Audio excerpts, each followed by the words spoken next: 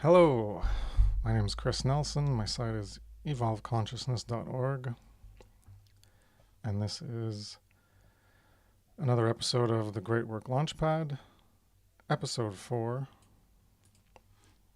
with the title Barriers to Initiation Facing the Mirror. Shadow Work, aka Shadow Work, and that is the same name as Episode 3. So this is part 2, continuing this breakdown and diving into the shadow, the self, the dark side, the inner, getting to know yourself, facing the mirror, a thing that most people don't want to do, and the barriers to initiation. Oh, we got an early bird here. All right, let's pop that in.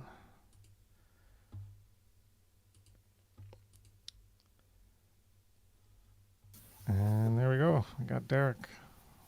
Oh, and we got another one. We got Brandon coming up.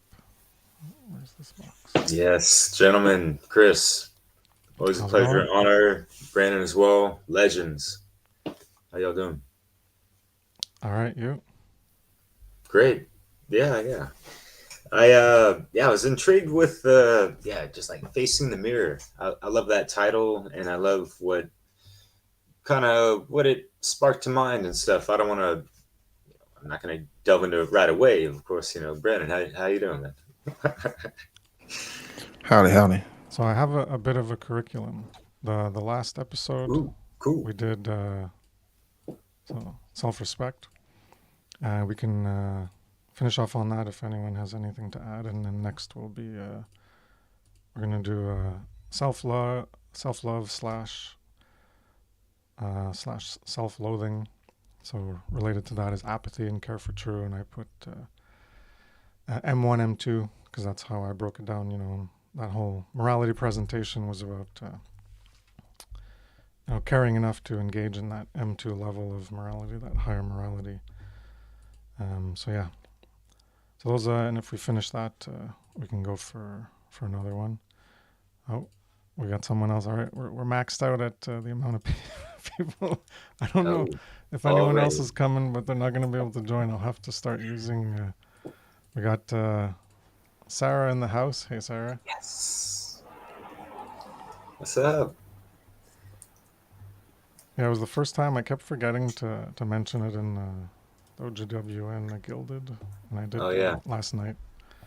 Or get So that cross-talk chat on Telegram. yeah, Yeah. technically, I think there's room for one more, and Yeah, then that'll be hopefully, maxed yeah. out. I'll have to make another box and make some room in my overlay here. Yeah, for But sure. Chris, do you mind if yes, I segue into what you're saying and it would yeah, refresh what Sarah could also tag onto that in regards to, yeah, I wish I was on your last show. I'm working 7 days a week, so it's kind of hard on these late nights these days, but I'm glad I'm in the house and up and at 'em. And thinking about the whole self-respect stuff in regards to also facing the mirror and just obviously you guys went over the etymology of what respect means, to look back again and to look back again at yourself and all these things, and just to look back at all the things that you don't like about yourself and are uncomfortable with looking at and stuff, to like really try to like, not like Clockwork Orange eyes, but you know what I mean? Like just like really try to examine it, even objectively, try to have that open heart and stuff. Cause like, yeah, I'm not the biggest fan of the term like unconditional love, but I mean, ah, I don't want to say like you could apply it to yourself at least type of thing, like, um, but, it's, I see it as like getting more comfortable with the uncomfortable aspects of yourself is going to help kind of like dissolve that and make you become more whole, like holistic in a sense, and you're integrating more of yourself and kind of like weeding out the kinks and inconsistencies in a sense of your I wouldn't say persona because that's like person, mask, whatever, right? The etymology of that, but just like your your being, your attributes, your proper personality, maybe, if you will, but your characteristics, right? And who you have been and who you can evolve to be. But yeah, Sarah, I'm glad you came through. Revolution Radio in the house. I love saying that video.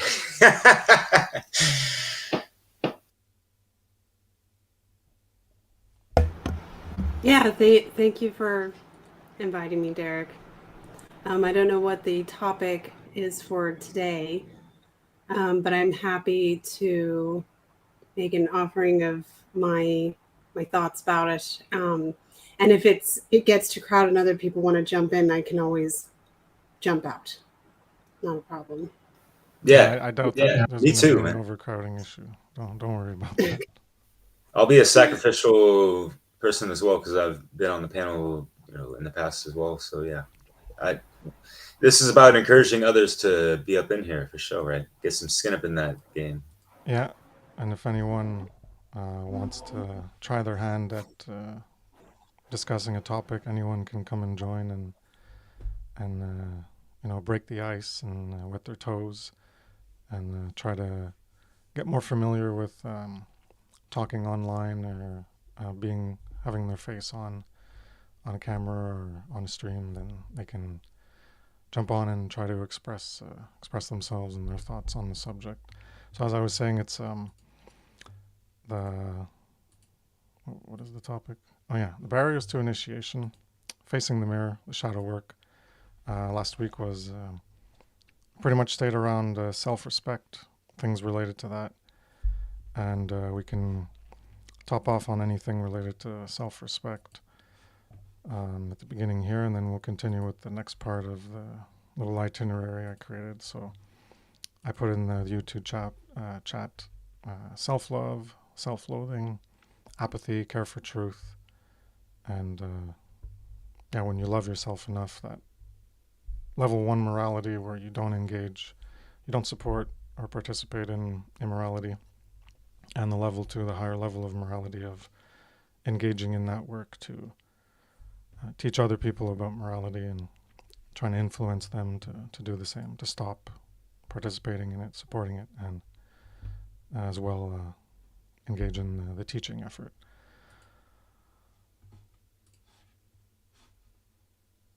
I'll retouch on self-respect just for a minute here. So we talked about objective detachment last week, and one thing that I wanted to mention to summarize that not summarize, but add an additional point for the ego attachment, the things we get attached to and we associate with our identities. Especially, it can impact one's effort to begin or persist and the determination to continue in the great work. And that is the attachment to money or fame or attention. People can think that, oh yeah, okay, I'll create content and maybe with YouTube monetization, or that they'll get famous like other people, or they'll get attention and people will pay more attention to them and talk to them or something, or write comments, and they'll have more interaction, and then they might start making content, but then there's no money involved, and so if there's no money involved for them, it's just a waste of time because they could be doing other things with their time that they're more interested in, because this isn't enough of a priority in their life. Or they want attention from others, so when they make content, they're expecting, that attention back. They're putting out information, they're expecting attention back, but they're not getting any attention. Maybe it could be people aren't watching, or they're not getting comments of encouragement or whatever, so then they lose interest in doing it because they're like, oh, well, it's not impacting, it's not affecting anyone, there's no one paying attention, so there's no point in doing it. And so then they just stop. So that's things that people are attached to, rather than just doing it for that care for truth and the sake of truth. Don't do it necessarily for yourself alone or for others alone, but when you're doing that service to truth instead, which is what the whole great work is about, getting into that level of care for truth and self-love, you end up one of the motivations is you want to do it for yourself. When you're serving the truth, you're doing it for you and you're doing it for others at the same time. When you're serving the truth, if you're serving other people, well, it doesn't mean you're going to necessarily be serving the truth or yourself. And if you're just serving yourself, well, then usually you're probably not doing anything to benefit other people or the truth. So that target is to aim for a service to truth, and then, it applies to yourself and others at the same time. It's the best position to aim for.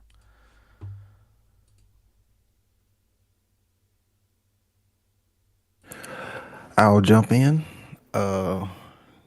Great points. Dealing with some stupid. Well, side note, I hate updating Windows. I just hate it. They make stuff so complex. Wish it was simpler, but on that side note, yeah. Barriers to initiation. Wrote down a few things of what Chris was saying. Another thing that Chris kind of mentioned last week, just you know, this idea of bringing something new to the table. I call it the attachment to newness, or the attachment to what's trendy, or the attachment to what's hell appealing to how the masses are what's new. And people haven't realized this. We have to keep repeating and repeating and repeating and repeating the same message that isn't really anything new. So this whole idea of what Chris was talking about, you're going to come in and get this big following, get all the support, you have this false sense of expectations, because you're applying the same pretty much framework that most other creators do, who create garbage, and thinking you're going to get have the same reward in doing this kind of work. And unfortunately, that's just not the way things are. But to get to the barriers of initiation, um, fear, fear, which we kind of talked about last week. Um, Fear was always one of my biggest you know things that help me back. And I know we all have our own frameworks of fear that is just stuck in our head, but it's those barriers, that construct, which held me back from jumping in, way before, how I did. But those same barriers, that's fear, that fears though you're going to lose something, or, lose friends, or, lose a connection with the family, or a loved one, or, whatever it is. You've got to let that, like, you've got to let it go.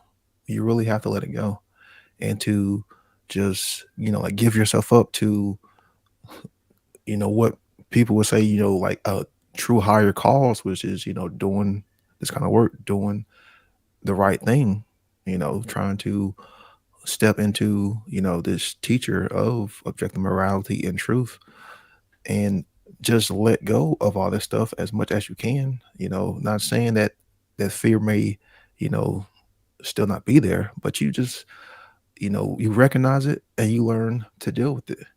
Because I still get fearful each time I come on camera. I still get a little bit fearful, and I deal with it. I don't let it hold me back. I recognize it, and each time I come on camera more and more, that's me chipping away at those inconsistencies that I have within myself. And that's why I want to keep doing this kind of work, because I'm still doing my own individual work and trying to heal myself. And the more I come on here and talk to other individuals like ourselves, I'm chipping away at my fear. So we can't let that fear constantly hold us back, because that's that unconscious, it's almost like a unconscious health attachment that we really have, because each time we try to go, there's that roadblock, and then we stop. And fear is that roadblock, fear is that barrier, and we really have to start to slowly chip away and work with it, realize it. And that's the main thing, is just recognizing it. Most people aren't even aware of what that fear is. And at the end of the day, I had to tell myself it was just in my head. It was it was just in my big ass head. That's really all it was. In this big ass dome. And it was a lot of fear. But you just had to let that shit go. And when you do, like it was such a huge, relief. It was like a huge like rock being, lifted off, my back, because, it was stepping into, a more correct way of being, a more correct way of living, a more correct way of harmonization. So yeah, and mine was, I always hated talking in front of people. Always. Like I say, I'm not a people person. Definitely not. Anyone who knows me know I do not like being around people. I ain't that motherfucker who's gonna go on stage. I ain't that motherfucker who's gonna be in a group. I like being by myself. That's just me, man. But I've always had, speech problems. Have always dealt with that. Have always recognized it, and it is what it is. I don't run away from it, and actually, I think it brings a more authenticity. When we can come on here and talk about our own individual struggles and barriers that, held us back so that other people can learn and recognize, because we all have those struggles. Yeah, I'm not perfect. Hell, no one is, but hopefully people can, realize like, hey, so and so, had this barrier and they was over, and, how they was able to overcome it. Then that can inspire them to hopefully do the same. Yeah, we'll talk more about fear, like in depth, when we get to that Sorry. one in a few Did I weeks. jump ahead? Yeah, but it's all good. Oh, You sorry. can express stuff related to the overcoming the barriers to initiation, to starting the work, and all that healing process. It's all good. But we'll talk about it more in your experience and all the various fears that we've had. I'll for sure fill up one hour episode, maybe two. We'll have a lot to say about that.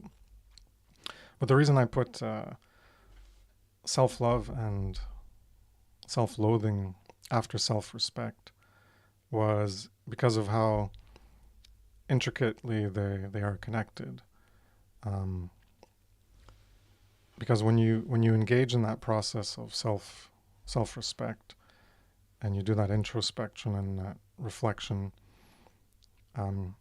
like Derek mentioned, we're trying to integrate and become more whole. So we're trying to heal parts of ourselves, that darkness within, that could be the evil that we're partaking in, that immorality, and those demons and the monsters, and all the symbolism and the mythology around that of slaying the dragon and the hero's journey. So that's what that's all about. And Ma'at in the underworld.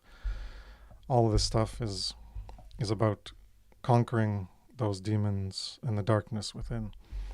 And part of that process is developing that self-love, in contrast to how you formerly were in more of a capacity of self-loathing. And I went into this a bit here and there in my presentation on in Funnel this year for Inspiring Care to Action. Well, anyways, that's what I call it. I know it's called Humanity Rising, but I just call it Inspiring Care to Action because that's what I focused on. But yeah, that aspect of, until you're doing that higher level morality of the great work of engaging in that work to end evil, as I refer to it. One is when you stop participating in evil, you're engaging in that work to end evil. But if you're not putting more energy and effort into trying to end evil, because just you stopping it yourself isn't going to stop it. We have to influence others to stop it as well. And then they have to influence others, and it has to keep snowballing. And that's why it's the higher morality and it's the greater burden, because you just doing something for you, that's easier in a sense because it's just you and you have control over you. You don't have control over other people, and influencing others and putting in the time to learn everything and then teaching it. That's a lot harder. And that's why people, as Pasio's joked many times, they're like, oh, you want me to do this? Oh, this is what the great work is? Okay, see ya. And then they run in that direction because they're not interested in putting in that time or the attention and the care. And that's where that self-love comes in, because people are still too much, it's still in that capacity of self-loathing. They're still in that unawakened state. They haven't awakened to a higher level enough, those rings of care and compassion, as I presented in Funnel 4, so that they might have, awakened to the, whatever it was, COVID, or before that, 9/11 or things, people doing evil things in the world. And then, they can maybe start to have done that self-respect inner work. But they haven't reached that point where they're motivated enough and that they care enough to have that larger fire ignited within them that fuels them into the great work, which is more effort, and it's a lot harder to do, and it requires more persistence and dedication and determination. So that's why I went into this after self-respect, because I viewed them as one leads to the other. When you engage in that true self-respect and you do that inner work, you're going to develop more of that self-love, and you're going to reduce that self-loathing. So that's related to apathy and care for truth. So if anyone wants to discuss more about that, I could discuss more, but leave other people the opportunity.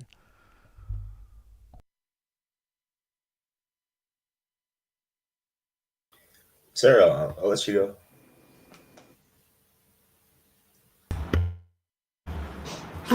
Yeah, I could speak a little bit to that. Well, I think all of that really kind of goes hand in hand with what Brandon was talking about with the pull that fear does to people, the fear-based response in actually doing anything.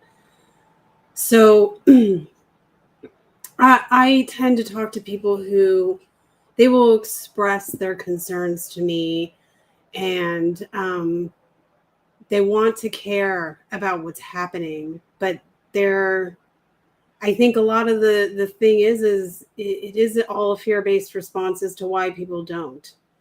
And I think that comes from, societal trauma to that. It comes from not just the external world, but it comes from the internal world, their internal environments as well.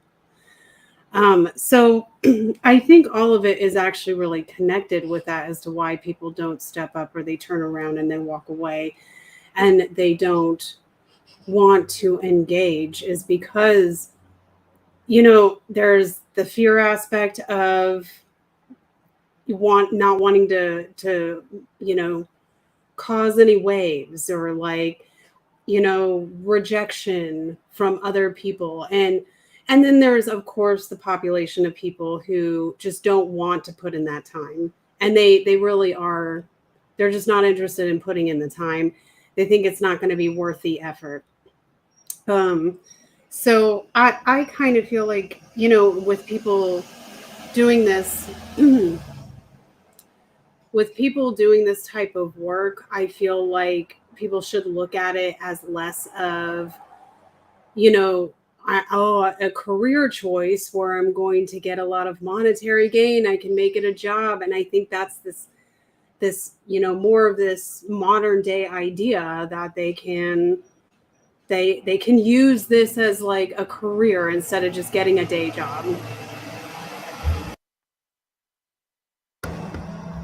Sorry, that's a truck going by. And they should maybe look at this work as more of something that is a pay it forward kind of work. And, instead of trying to monetize everything, which I don't tend to monetize, I don't see what's the point. I just don't even care about learning how to do that. Like, it's just not in my priorities. I look at it more like it really is just a volunteer position, and I either come correct or I don't. I do the work or I don't. And it's about me coming and having personal responsibility. When I do it, I look at it as, okay, this may not affect me now. It may not change my environment. It may not help anybody in the immediate future. but the offering is now there.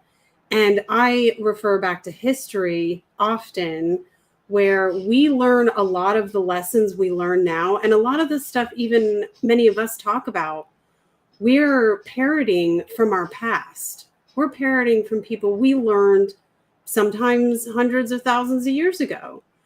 And I think that is where it comes, like, I kind of think I feel like that's where the pattern is with human beings, at least on this planet, is that we tend to be very delayed with our reactions to things and like how we pick things up. That's how I kind of feel about it.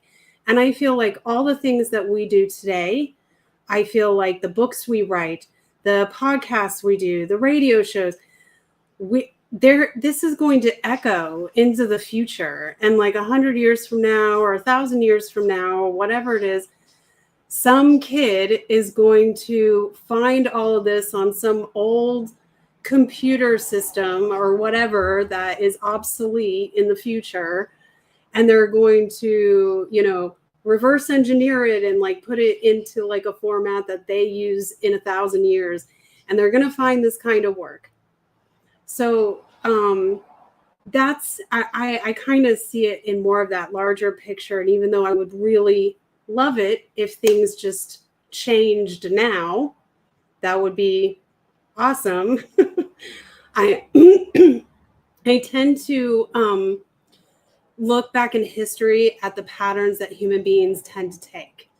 And this is a pattern that I have recognized when researching history. So I don't know if that helps, but that's, I guess, what I would say about it. And just to fight through whatever, fear people have and just be brave anyway. Go for it. I mean, what's the worst that can happen, really? So that's what I would say. Thanks, guys. Yeah, Passio says, it's a testament. That's what we're doing. We're putting a testament into the universe, to truth, and just putting it out there. Not have any expectations that it's going to change the world or anything. But yeah, that's what we're doing it for. That's the goal. We have a goal. That's what motivates our actions, as there's a goal to attain. There's an end. Not that we're going to actually be able to do it, but if no one puts in the time and the energy and the dedication to persist in doing it, well, then obviously the goal will never happen. It's not going to happen on its own. So we're working for that goal, but yeah, we're just putting it out for that goal. But it's like ultimately, just a testament. We're putting it out there so that more people can come across it, and we've done our part to echo it. Yeah, definitely. And there's nothing really wrong with, echoing sentiments that have already been stated. Like the folks that we've learned, even Manly P. Hall, who did he learn his all information from? He didn't just, come out of thin air. Of course, he had his meditations and that kind of stuff. But at the same time, like, we can all trace back the gnosis, throughout the eons, right? And so those are, and I love this, series that you have unraveling, Chris. It's a stepwise process, and you're laying it out for folks to follow and take heed to and observe and integrate, right? All these things need to be done on so many levels within someone's life. Just, dealing with mundane things, right? Just being more on top of your daily shit, if you will, streetwise spirituality, man. Shit, like, get the fundamentals down. Make sure that you have like your house in order so that you can, build something outside of that, right? And yeah, you're talking about stumbling blocks and facing the mirror and stuff. And quick story of mine of just, I remember, my peers were getting into music, rapping, freestyling and stuff. I was on the edge of the cipher, just beatboxing most of the time because, for the longest time, I really did not like my voice. I remember I was like traumatized when I heard it on like, one of those old school recorder cams. Their dad was so happy to play something. I was just like at some fair, like, oh, we got to play this for granddad and this and that. And I just listened to my voice. I was like, I just sound like some weak ass boy, man. Like, why my voice sounds so differently in my head than what I just heard right there. Like, so it took a long time to just it, get over the stiflage of my confidence in myself just based off my voice. Think about the throat chakra, right? And the feelings of within your heart. So the heart is kind of blocking those upper chakras, right? So I couldn't really speak, from a place of true authenticity, if you will, with that proper, confident step, I guess, if you will. So yeah, that going through high school, just forget about it. Forget about doing any kind of great work. I mean, holy shit, man. But yeah, after I had some kind of heart explosive awakening, that just opened up the floodgates, and I found my voice again, and I found uh, some kind of stellar confidence because I really, you know, recovered, fragments of my soul and just like proper love for myself because I could actually like see myself, and there's like some kind of veil lifted from my eyelids where I can actually see myself clearer in that mirror that we're talking about that we all need to face. That was kind of like my Saturn's return, if you will. I was like 29 years old, had quite a dark night of the soul and stuff, and and yeah, it just threw me on the trajectory of wow, people all around the world need to like experience, something that I had, this type of like crazy frequency shift awakening and stuff. So yeah, I didn't have any kind of grammar. I just recovered my voice, right? But I was lacking grammar and just the repetition, like Brandon was talking about. It's like we're up in here, and I love this stuff as well because I'm still getting better. We're all getting better. It's we're always fine tuning these things, right? And just getting those reps in like you would in any kind of bodybuilder. You're at a gym, or doing yoga, you're doing any kind of sport, any kind of musical instrument. You need repetition for that to really sink in and integrate into your muscle mind memory reflex type of thing. So yeah, those are just things that people can do on their own as well. And even for myself, I did like over 100 recordings. I never saw YouTube or anything, but it was just something that I did, and I was happy to do it. And I was, you get the nervousness stuff, and you're kind of stuttering sometimes, or you're throwing too many ums in there, or whatever, right? So yeah, looking back on it, it's just interesting to revisit these things and try to encourage others of like, hey, like there are starting blocks for everyone, right? So yeah, that's all I got for this bit. Thank you.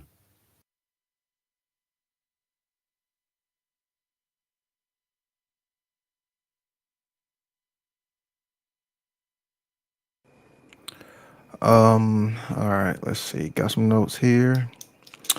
Self-respect and self-love. Talked about this a lot last week, but one of the things that came to mind is, when you're dealing with self-respect and self-love, ultimately what we are doing is using our voice to say no.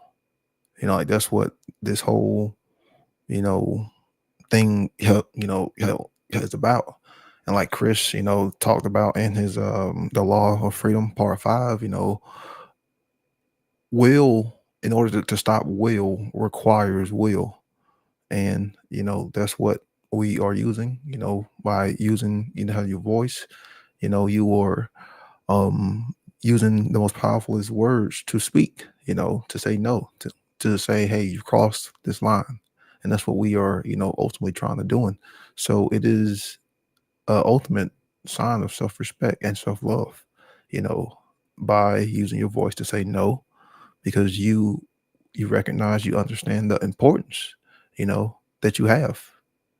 And what more, like what greater self-respect, could you possibly, help display, because that's what, like that's really what a lot of people don't use is not using their voice, their silence, and that's why they're still spectating, they're just still watching, and that's really what we want to get people out of. And, when you start to go through this process, always consider it like a form of filtration, like a form of purging.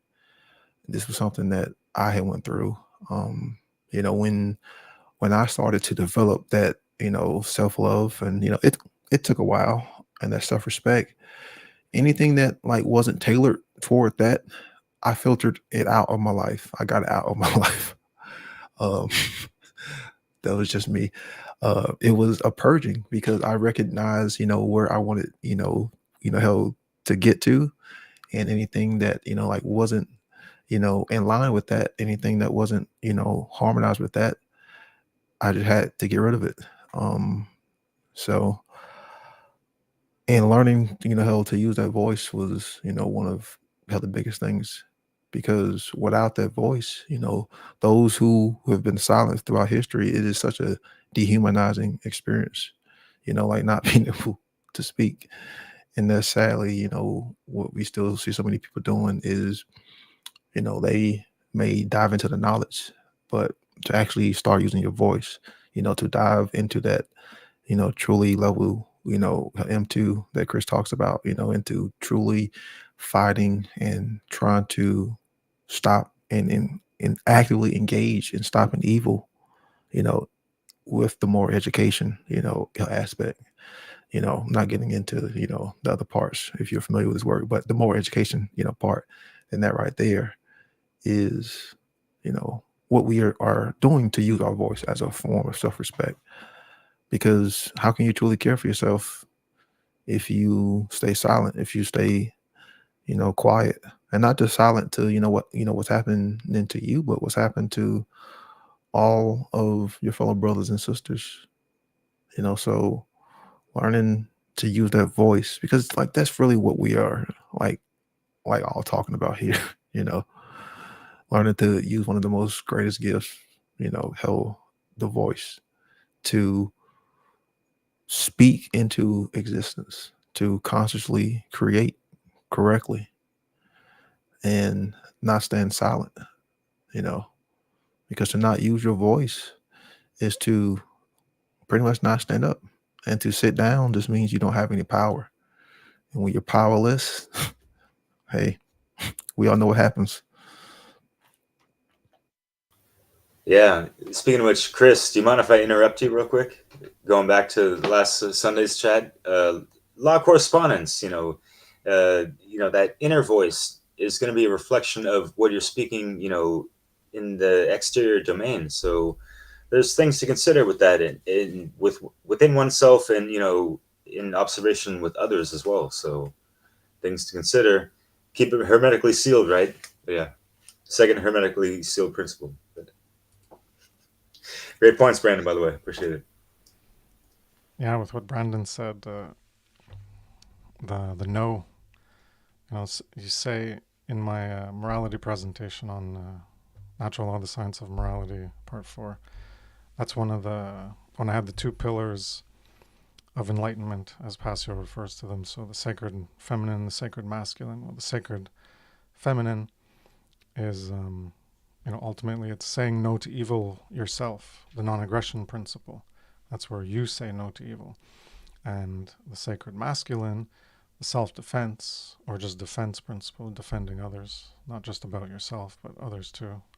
That one can just be summarized as saying no with teeth, as Passio refers to it. It's taking it to the physical level, no at the physical level, and the other one is no internally. Obviously, like you mentioned, correspondence, mentalism. Externally, you say no. You have to say no internally first, and then your behavior follows.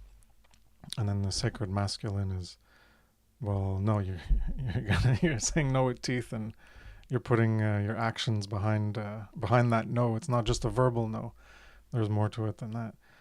And another thing was, people mentioning people who've had their voices silenced and how dehumanizing it is.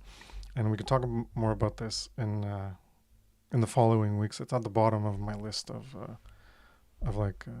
my guide list or whatever, my topic list, related to the tree of evil and parental abandonment. So when you think of that being silenced as a child, and if a parent does that, it's like a form of parental abandonment, and it creates, can lead to self-loathing.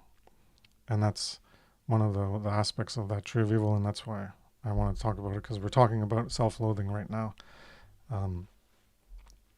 So the voice is so important, and to having your voice heard.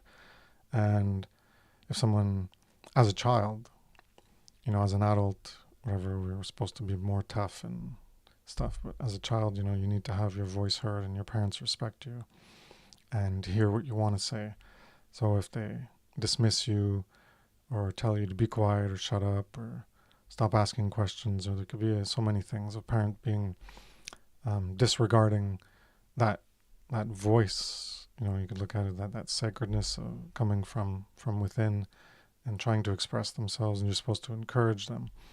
And that's just something I wanted to bring up, and how that can create trauma, and then children internalize it, and it creates self-loathing, that they're not good enough or not smart enough or not worthy. And then that just proceeds further into their life as they grow up, and it's something that's unresolved, these traumas that are unresolved, and then it manifests as certain behaviors or modalities of thought, or ways of living their lives that are not optimal or not conducive to living as a better self. And if anyone wanted to touch up on that, I just wanted to elaborate on that. It's a good thing related to self-loathing, and how it's can lead to even immoral behaviors, where people internalize that, and then I'm not good enough. Maybe why bother even trying to be good, since I'm not good enough? And they don't even realize this is all ingrained in their subconscious and unconscious from their childhood, and they don't even realize that this memory they've forgotten is motivating them in their lives, in the future.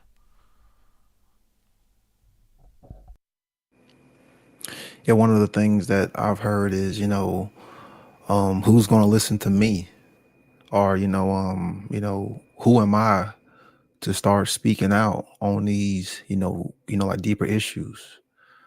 And that right there in and of itself, like what Chris, was, talking about, is that right there, stems far, far back to, some, like earlier, possibly abandonment, experience. Because for a grown person to say that stuff, still, to me, appears to be like in a childlike, state, because they were, powerless.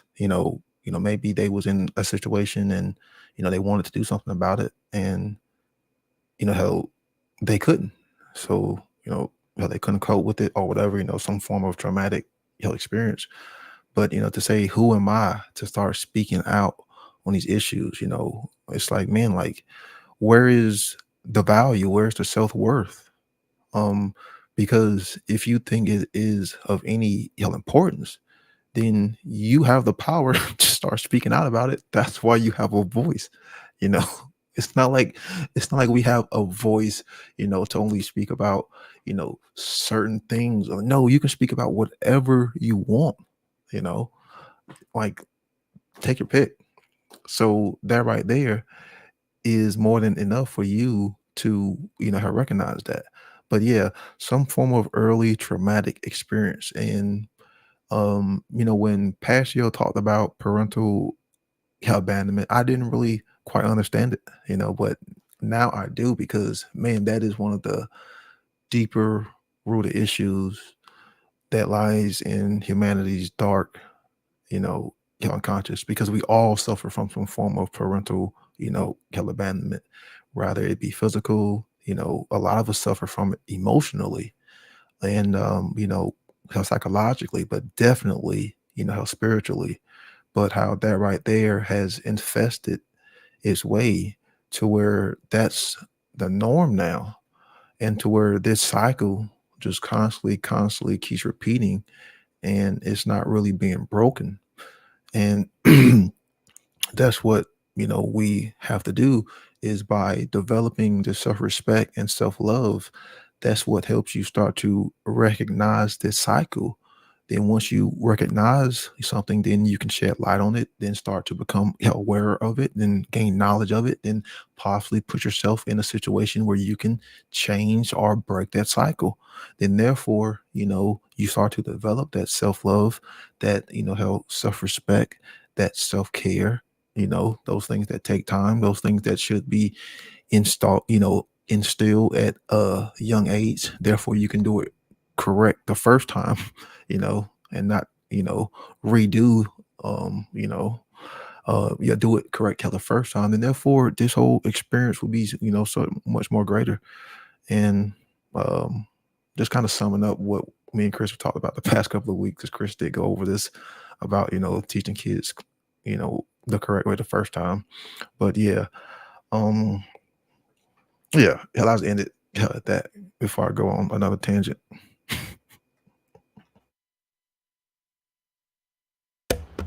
I just wanted to chime in there really quick because that's a good point to make. And I think too, if people would observe this, as like a large issue, I think there is also the issue of the social convention, really, of training people to think that anything that is where you're the word where you're going against the grain, and it's contradictory, and it's just like Controversial? again, Controversial. Sorry. controversial, or just confrontational is what I mean. Sorry. Where there's a social convention that is going around, I've noticed, at least in the last 10, 15 years, that people being confrontational is being seen as this bad thing. And because they're being trained to think this way, that means they're also not going to question themselves, because they don't want to deal with that confrontation within themselves that's going to enact any kind of questioning or self-care, or even the need to have self-respect, which you have to have self-love for. And what you guys are talking about with parental abandonment, I would actually extend that to steward abandonment, for those who never even got a chance to have like a set of parents, or the one parent or whatever in their lives. And that's something that I talk about quite a lot, excuse me, with children who are just placed in the care of institutions or organizations where they're just thrown into the ocean of non-existent, like these are people, this is a whole population of people that's out, part of our human population, that are basically considered as non-human. And these are not people who are ever given any of the tool sets for that. So and I think it all is part of the bigger problem too. And I think that again, this is, I think, work we do for the future, to teach everybody across the board about, with the topic of self-respect. You've got to have that first within yourself. And, sometimes we don't always have the stewards that we require to teach us those tools. And it's up to us to really, as an individual, to search for those tools. And I don't know if that makes any sense what I just said, but I think like this is something that I talk quite a lot, because there's a lot of this that goes on as with, chronic children who are born and like immediately hospitalized because of their conditions. And this is a large problem in that, even just that community alone. It's a big problem in kids who are thrown into the foster care system. The tools just aren't there. And the so-called psychologists or therapists or council stewards or whatever they are, the programs that are designed to supposedly give these children the best possible jumping off point, they're not doing that job. And that, of course, I do think is by design. But yeah, I think it does all start inwardly with the individual. And yes, it would be ideal if we had the parental backing to help us build those tools. But sometimes we need to step out of that and be like, I didn't have anything that helped me to discover these things, and I need to just take it for my own and just go with it, and then step past the fear of being afraid of everything, of being afraid of confrontation with yourself and with the outside world. And I think that's important. I think that would be an important aspect of that.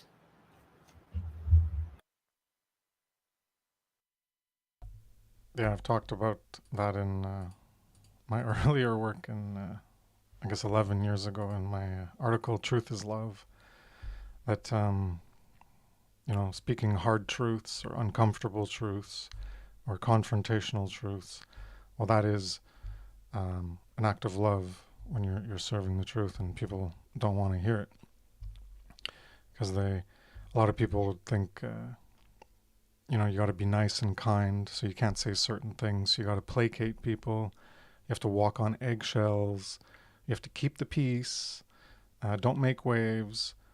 You don't want to be hassled. Don't rock the boat. And you got to sugarcoat things. So yeah, there's this whole,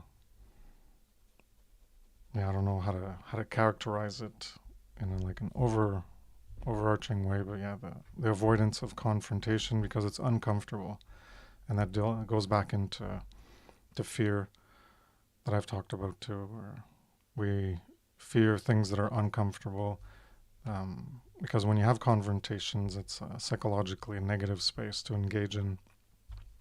So your heart pumps more, so there's all those the neurochemicals and everything. Your heart pumps more, and then you feel hot and flustered, and then your head and your ears get hot and everything, and it's uncomfortable. Whether you're on the if you're not as psychologically developed and you're on the receiving end, and people get I mentioned, I think the last episode, being insulted or offended, feeling judged. But when you're confronting someone and they're not taking it well, and it's like something important, and you're in this conflict, well, you're going to feel it yourself. You're going to have these emotional cues, and it's going to result in physiological changes in your body, and it's not going to feel well. So these things, people want to avoid these confrontations because it's not a position of well-being. Your inner state and your physiological state is not in a state of well-being.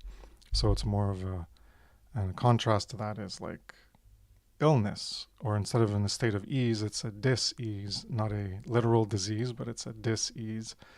And instead of being in a comfortable state, you're in a discomfort.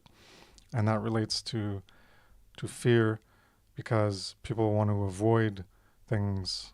And the way I've talked about in my earlier work was related to the unknown and things we don't know about, and ignorance, and rejecting truth, and avoiding truth, and in denial of truth.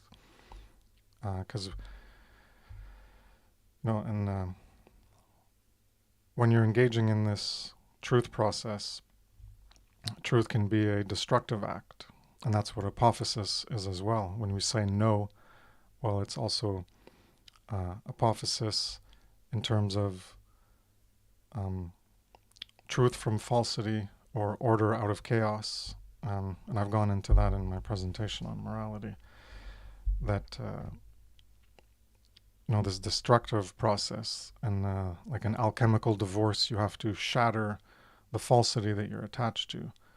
And that means that your ego, personality, identity construct, your self-view, and your worldview, especially if you're talking things external to the self, well, your self is going to be identified with some of those things.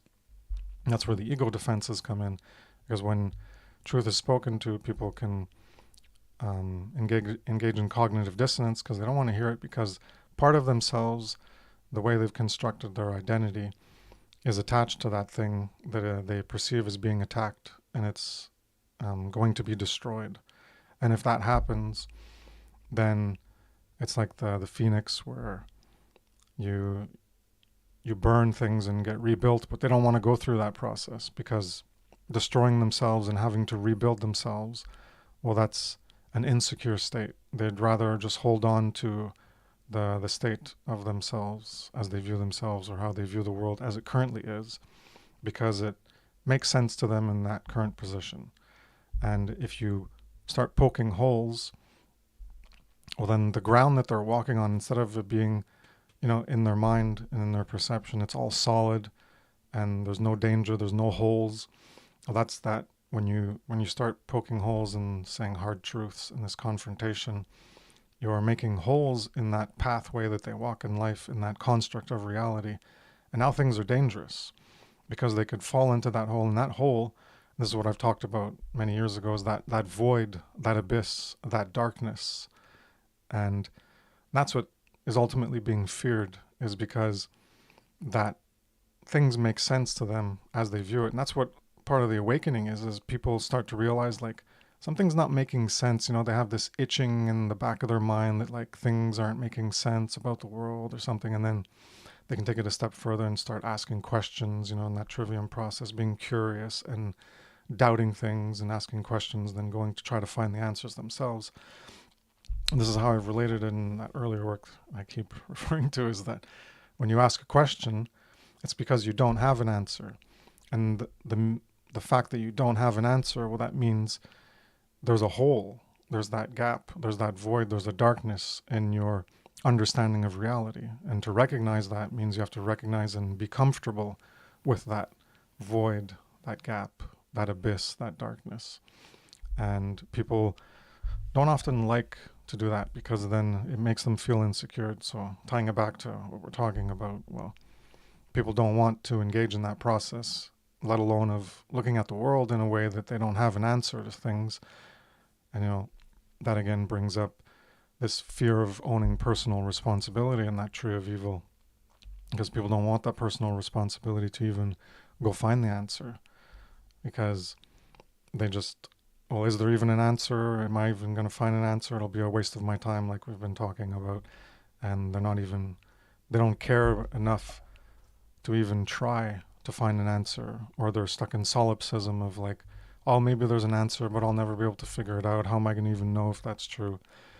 And they don't even try, so they just stay where they are, and they don't grow. They don't try to bring in new information, or try to which can potentially, again, this is the whole potential of all that information coming in, is ultimately that responsibility of doing something with it. But first is how it's affecting you, and how it's going to reshape you as that alchemical phoenix, and destroying things and reconstructing yourself.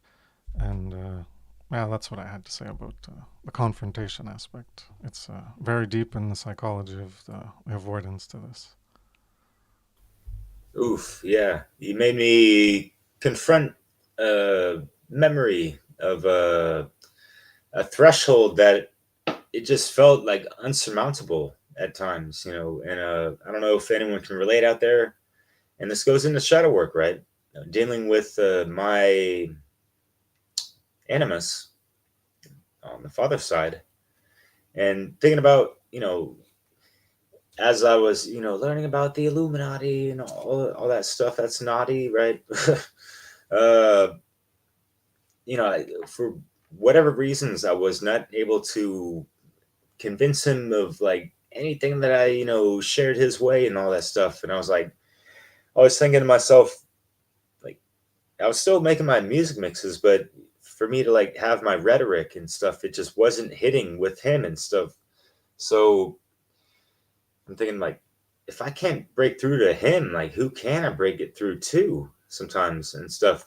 And it was more to it than that. It's like, trying to wield that king of swords in a sense, confronting that father figure also, and also doing your own inner work and trying to become your own father and also your own mother in a sense when you're just maturing, growing up, right? And then finally realizing like, oh yeah, wait a minute. There's certain things that I've been learning about that he hasn't, or he learned otherwise, and it's false. And so you do the alchemical process, right? You have to burn the falsehoods to ash, no matter who or what it is, right? And it's nothing personal.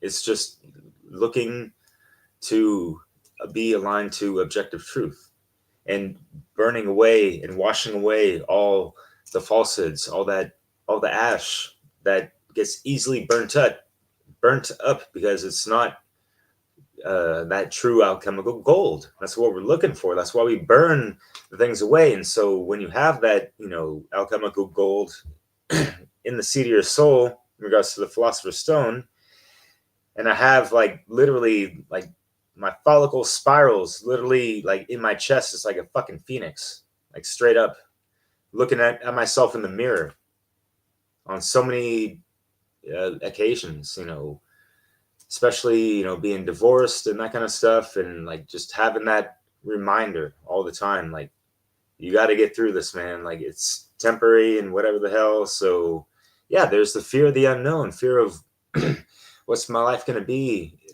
if I put myself out there. I was thinking, what if I put myself out there when I was married? Like, who's going to attack me and attack my wife? And so there's all these things that run through people's minds that could be kind of stumbling blocks and kind of like over analyzing and falling into those fears of the unknown, I guess, right? And I'm going to share this tarot card because yesterday morning, I literally was in this position, maybe not the hands, but just like the legs, laying on my back, waking up kind of easy peasy, but then like thinking like, wait, I feel like I'm in like the hangman position, and like flipping the script on like your perspectives, and tying it in relevance to what I've been speaking about and kind of what you guys have as well in regards to the great work, and also going through the shadow work and being more familiar with the unknown. It's understand that fear is the creativity killer, and that that was a quick aside, but it's rather that it's almost like a lot of people are afraid to take on a different worldview or perspective because they're so attached to what they've been conditioned to and what they've learned, and there's so much time investment and some life experiences that could have been based off of some falsehoods, and it is confrontational for them to confront that and deal with it, heal with it, or just it in general, and recognize and realize that that is not what makes them, and that we as humans are so much better than some of these things that we've been conditioned to due to so much propaganda, mind control, and the whole nine, right? So not to dabble on anymore, but I want to share in this one segment. Thank you. Hope that makes sense to anyone, but yeah. Sarah brought up a good point about the confrontation. Yeah, humanity is like devolving to like a cowardly consciousness. Like, just laughing because I have like so many instances of like verification on this being an umpire. But the whole fear of confrontation, like Derek said, to confront like what does it mean to confront something, to be face to face with, to be standing, face to face with, So, someone who lacks personal self-love and self-respect, they're going to, run away from, have confrontation because they don't, if you don't want to confront yourself, and look at your own self and look at your own self in the mirror, how can you, go and confront somebody else? You know, how can you dive into the unknown? How can you come face to face, with the truth, and all of these things that we are talking about. So, this whole cowardly consciousness, as I just called it, is like Sarah said, like we've been conditioned to be that way.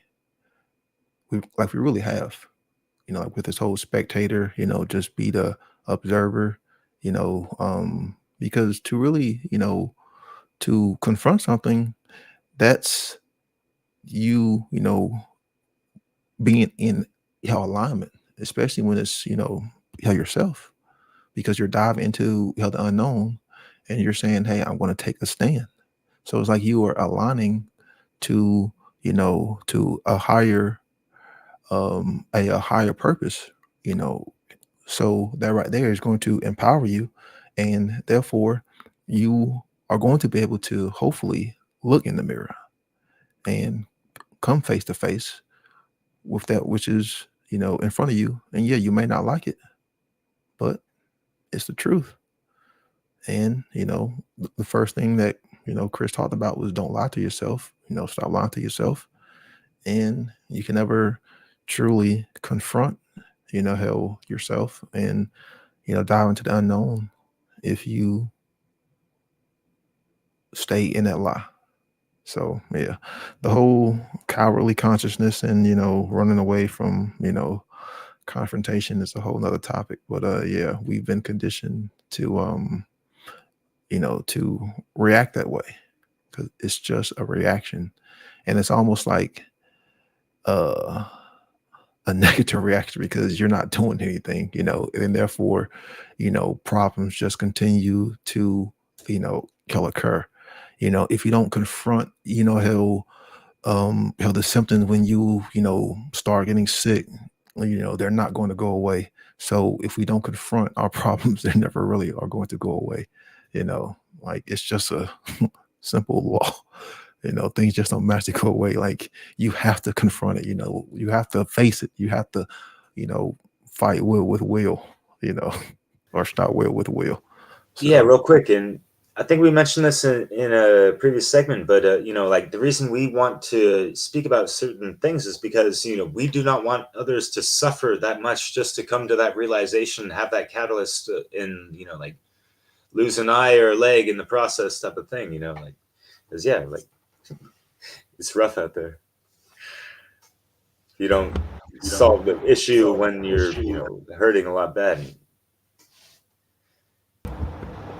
Yeah, and if I could just add on to that really quick on the topic of confrontation, all of that.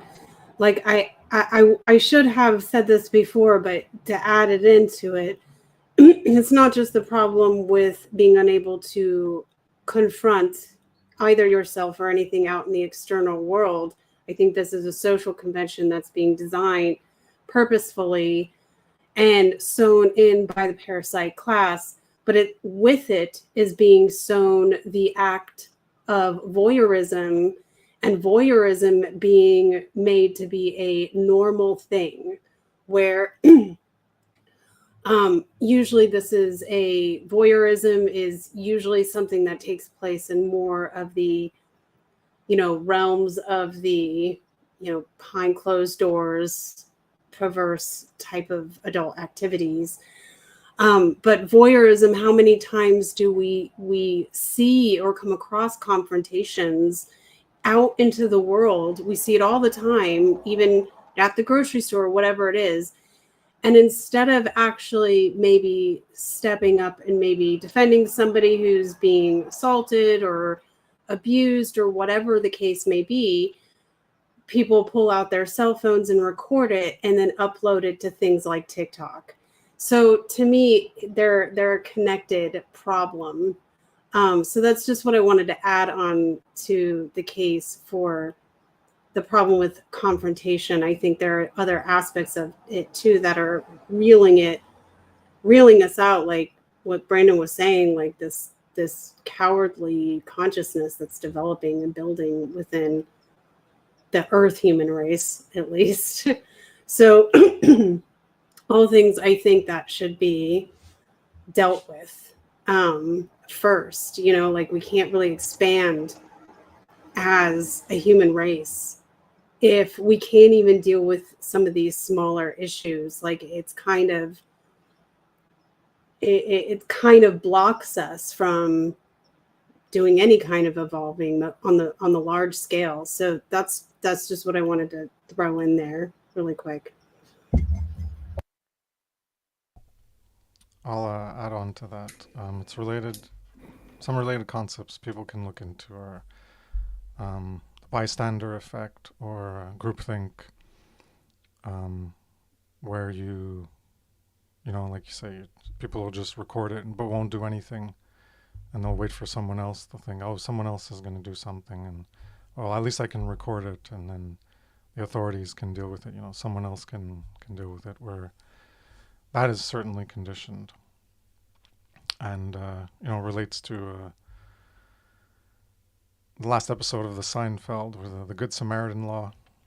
The whole thing where they just mock and ridicule people who are being subjected to an immoral situation, who are being violated, their property rights are being violated, so people just find amusement. Now we've been so degraded in our consciousness and our higher potential that we just laugh at other people who are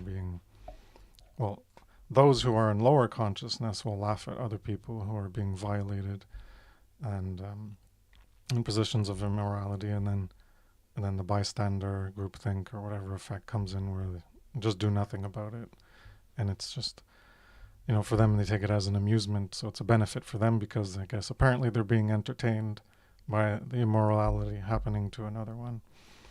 As long as it's not them. If it was happening to them, then they wouldn't be as entertained as much. So this aspect of selflessness, not being selfless, but being the higher, truer, realer potential for ourselves to be in that aspect of ourselves is lacking. So we lack that aspect of that higher potential within us that is there, waiting to be ignited by care and to fuel us into growing into that potential and remaking ourselves into that potential. But I would say some aspect of the avoidance of confrontation is basic psychology. Sure, it can be made there's like a propensity to reinforce it, but it's also a basic aspect of our psychology where we seek pleasure and avoid pain. So those things are the confrontation, as I mentioned before, it's like more of a painful thing. So we're going to try to avoid it, and it's natural. And one of the ways you overcome it, the positive way is you care for truth. So then the confrontations, you learn certain confrontations are beneficial, even if you're on the receiving end and you're it's something I've talked about before. And in that Truth is Love article, I think it's in there, where there's like a quote where, your enemies will tell you things you don't want to hear about yourself. They'll be honest with you, but your friends will lie to you because they're just trying to get along, and they won't tell you things that you need to necessarily heal or grow. And so welcome what your enemies will say, because there can be many aspects of truth within it that can be beneficial to you. And that's why the things that are more pleasurable or comfortable or feel more secure, they can be insidious because they can hold us back. And I've gone into the pleasure trap a lot in my former work. If anyone wants to finalize their thoughts, if anything they want to say, we'll wrap it up, and we can continue this. I think we can talk about it more at the next week, and then go on to another topic if we've exhausted it at that point. So anyone else want to say anything in closing?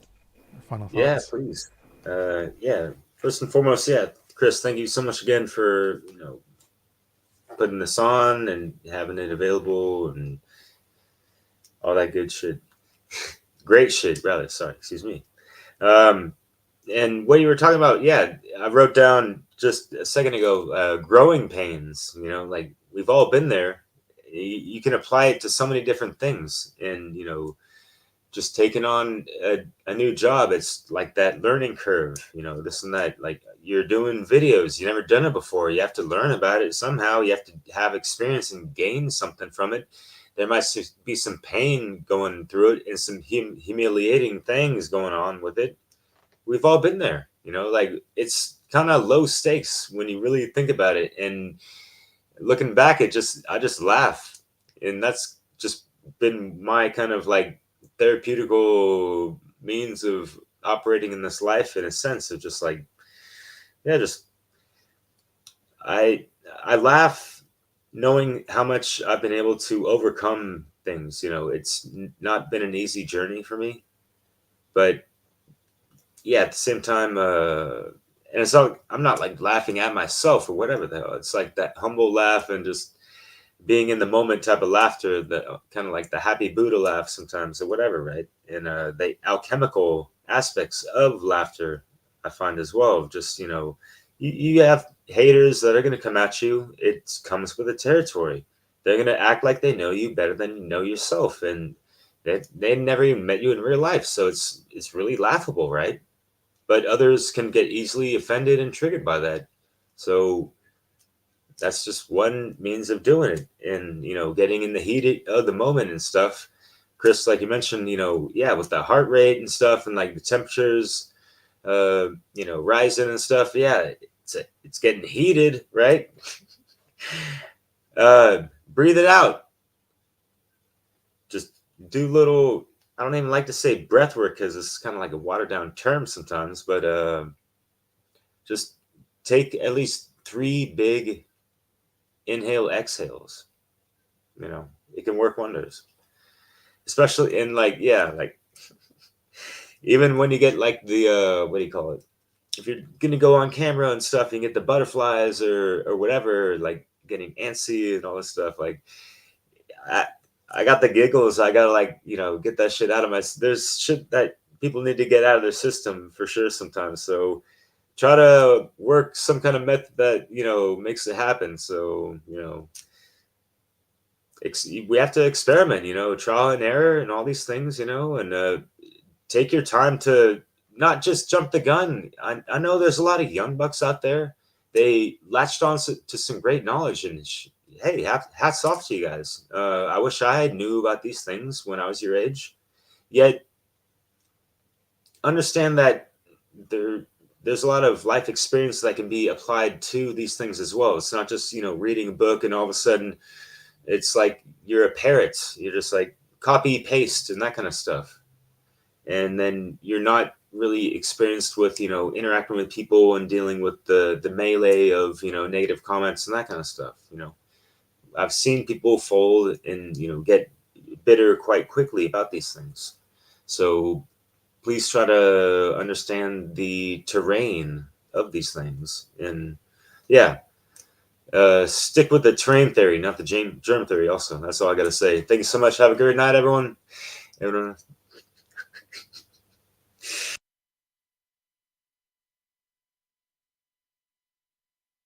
You can go, Sarah.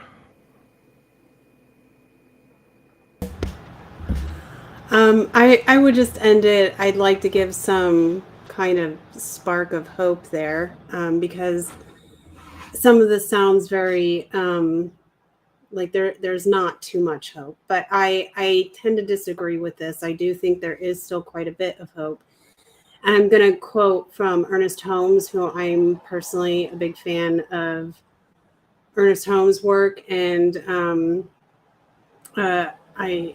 from his book, The Science of Mind, which is a really just a great book. I love how he puts this information together in his kind of language. But he comes out and he says in his book, like that people are only able to people are only able to be, well, he says it like people are only,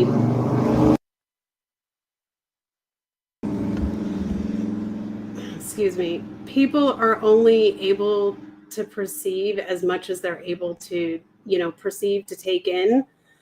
And with it, he says that even though all these people are at the same or they're all at different levels and they're all perceiving in different filters, I would call them, the light that they see is always the same light. And I really think that that is like a beautiful thing to say, a beautiful thing that he wrote in there, that everybody is at their different levels with their progress, with their development, in whatever stage they're at. And as long as they keep moving forward, this is a healthy thing, because it shows it'll ensure that you don't remain stagnant, which is what can lead to things like disease. But the fact that these people are all at different levels, I don't think is as important to understand that all these people are seeing different levels of the same light. And I think that that is, something that should be considered as like hopeful for whatever future might be in store for us, that it's always the same light, regardless of where we are all individually. So I wanted to share that, because I think that maybe that would be beneficial and give people more of a hopeful thing, that like even among all of the corrupted and negative stuff that is going on today, which can be very overwhelming and very difficult to deal with and process, that is still the case regardless. So I'll just end with that. I think that's a good way to end that. Thank you for that. I've never seen an episode of Seinfeld. I've never seen an episode of Seinfeld. It's okay. You're not missing much. Don't worry about it. Yeah, that's what that's what Jim told me in the it was either Jim or Chris told me in the One Great Word Awards when I told them that. But if something is proper, if something is fitting, then it's correct.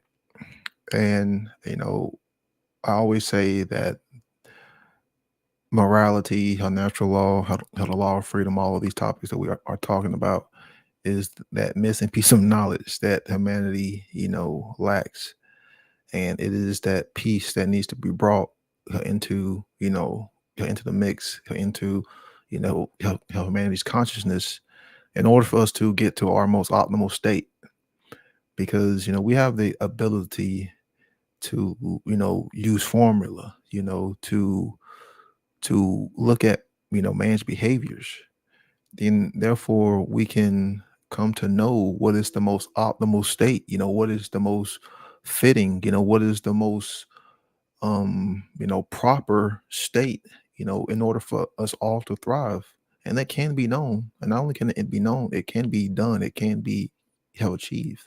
But in order for us to get, to that, we have to understand, a natural law. We have to understand, what is right, what we do not have a right, to do, what property is, what we do not have a right to take, what the law of freedom is, and have that definitive knowledge.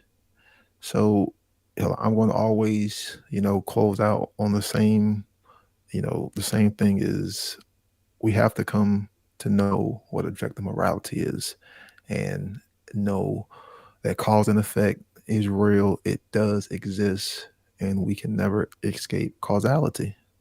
So thank you, Chris, for joining. Thank you, Derek and Sarah. It's always a pleasure, being able to share, these kinds of events, with you. And thanks for joining us. Yeah, optimized survivability. And the best way to optimize it is by everyone learning and accepting the definitive knowledge of the objective difference between right and wrong. If you don't do that, well, then you're not going to be optimally surviving with other people and cooperating and co-creating together. And then you can't give a head nod to Leslie Powers with, optimal thriving, right? Yeah, well, that's same concept. Yeah, to thrive. Yeah. Yeah. And we had one question here. Don't you guys think there are people who are just too dumb to grasp abstract concepts? Yeah, it can be, but we're not talking necessarily to them. We're talking to anyone who comes across it, and maybe people won't understand it, and then they'll move on. And some people will come across it, and they will understand it, and they'll be interested in it. It's not like we're going out and talking to someone who doesn't understand it, and then we're going to keep hammering on them to understand it. If you want to do that in your personal life, go ahead. I don't think it's too productive, but you can plant a seed, and maybe they'll get it at some later point in their life.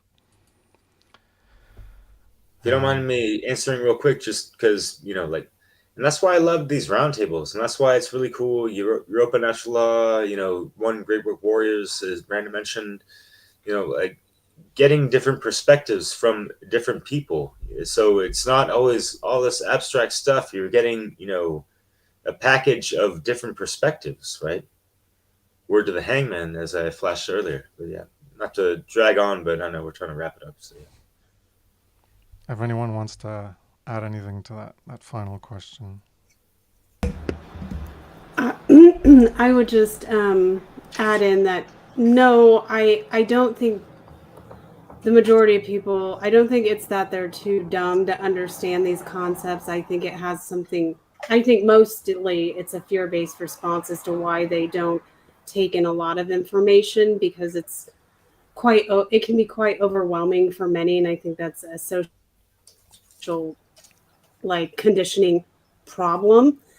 But then I have to refer back to Ernest Holmes, who is saying people are at their levels, and it's about seed planting. And I've experienced it in my life. People who absolutely, it's like a brick wall. You're talking to them, and it seems like they're too dense or just being obstinate, and they're not wanting to hear you. But I've had it in my life where they'll go away, and a year later they come back, and the seed that I planted grew.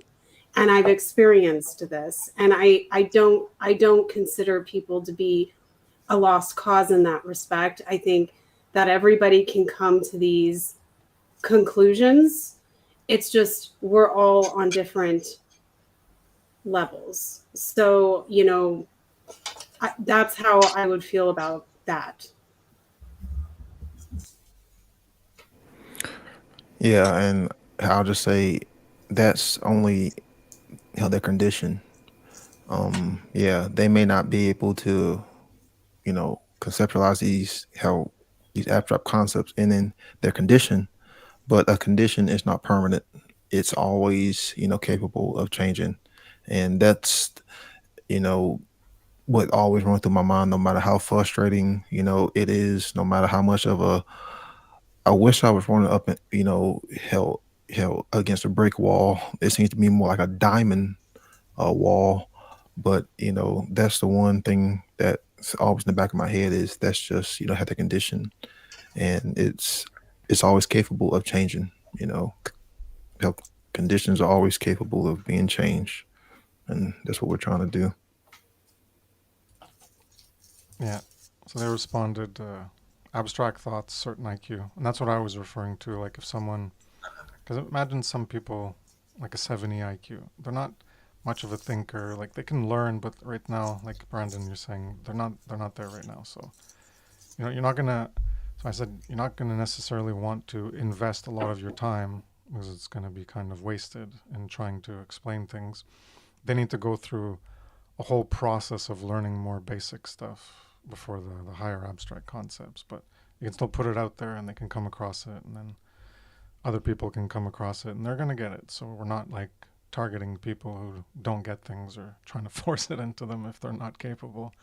But yeah, if there's people who have mental impairments, or they're, they have a lower IQ for some reason, and yeah, chips fall where they may, and there's things you can work on yourself and improve your own life. And we're just putting it out there for people who can value it and take it into themselves and work with it and integrate it into themselves.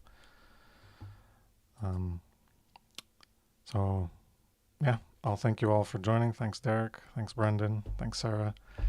And maybe see you guys next week. It'll be episode 5, same title, Barriers to Initiation, Facing the Mirror, Shadow Work, part 3.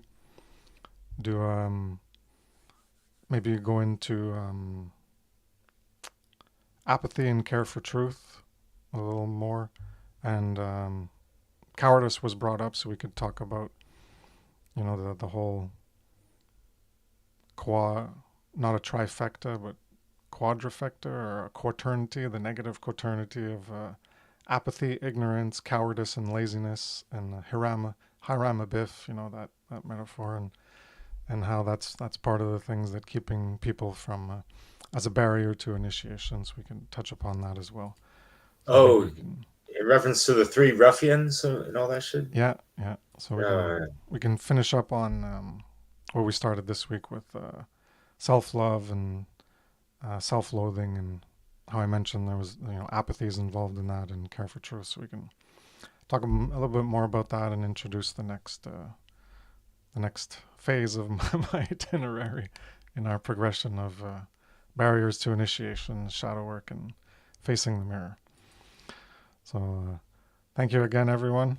Appreciate you for coming by and giving your time and your thoughts and expressing yourselves and your point of views and information you have to provide. And see you around next week. And thanks everyone for tuning into the chat, asking your questions and your comments. Have a good evening.